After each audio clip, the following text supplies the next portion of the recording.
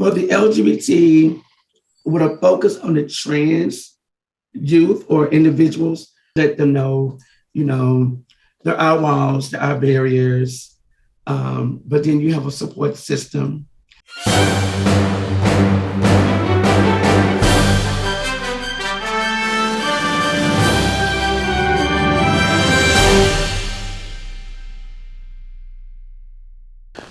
Welcome to Bite-Sized Bits of Good, short stories with a big heart, and our money-making message at the end, all in under 10 minutes.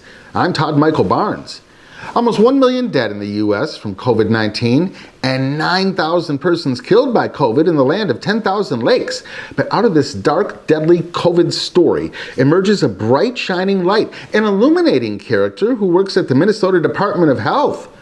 So what is the Minnesota Department of Health, the government agency in charge of our state's health safety, doing to keep persons in cultural communities safe during COVID-19? Well, we're just about a minute in.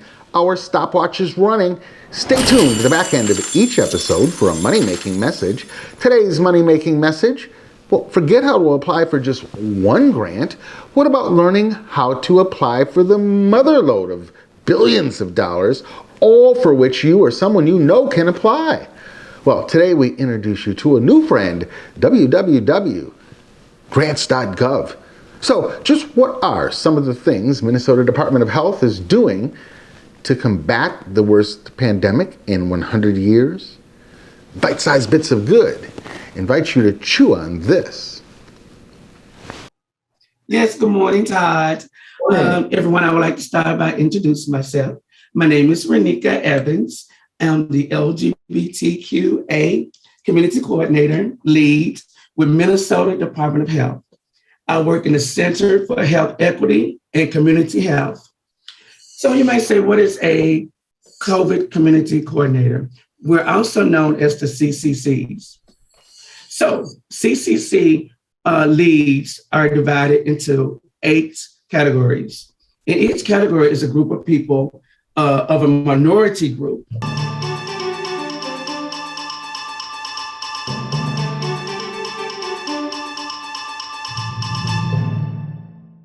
And we also have a support system for the contractors, which we have a language specialist with multiple languages to make sure we have translators, like poster boards, writing, languages in writing and verbal communication. We also have accessibility program coordinator, which help out with the disability. And they will go out to the sites and do like site visits to make sure things are safe, make sure it's handicap accessible. We also have a vaccine team, which educate each one of the CCC leads and the contractors. Also, we have a contract support team who uplift the CCC leads and help them with all their behind the scene work that no one else has a chance to see.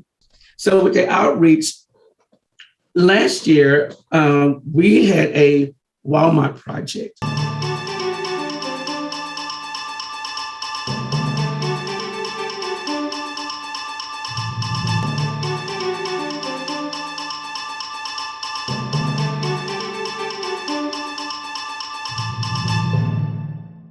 What does it feel like for you personally to be at the leadership table and within the system? And what recommendations would you give to older or younger people who are interested in following in your footsteps and coming to the internal system in terms of helping to make decisions? I would really let them know that they will have to wear multiple hats, that they need to call out their hats when they're making statements and when they're doing different type of work. I use myself as an example. If it's something that I feel that may offend someone, not intentionally, or something that may be confrontational that I may be asked about later, I make sure I say, this is not Minnesota Department of Health speaking. This is Reneka, right? For me, that helps let individuals know this is a lived experience that I'm bringing to the table. Otherwise, I make sure that I keep multiple hats. For an example, The Reneka you see on camera now is not the Reneka that you will meet once I close the hood on this laptop. And there's a reason for that. And we all know there's a reason why we wear multiple hats. We present differently to different people in different ways. For the LGBT, with a focus on the trans youth or individuals that look at me as a leader, I would just let them know, there are walls, there are barriers, but then you have a support system.